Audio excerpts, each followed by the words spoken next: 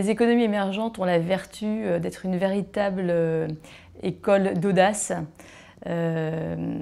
qui renverse à peu près toutes nos conceptions sur ce qui est possible ou impossible et qui amène de ce fait à des innovations surprenantes dans des environnements où on n'aurait pas forcément pu les attendre. Les exemples d'innovations étonnantes dans les pays émergents fourmillent.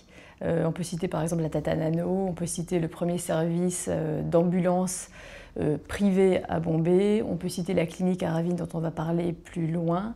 Dans tous ces exemples, ce qui est assez frappant, c'est que l'innovation est pensée en termes non pas d'idées géniales, mais de défis impossibles à relever, quelles que soient les contraintes de l'environnement disponible. L'histoire du Aravind Hospital était une histoire assez exemplaire.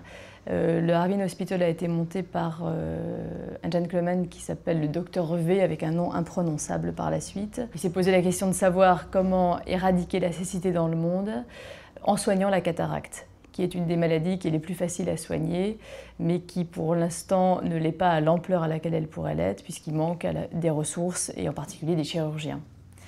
Donc pour résoudre ce problème, le Dr V s'est appuyé en fait sur un système qui fonctionne sur deux piliers, des valeurs extrêmement fortes qui sont essentiellement des valeurs de compassion, ce qui est une des raisons pour lesquelles son process et son hôpital arrivent à soigner des indigents et des gens qui ne peuvent pas payer les soins.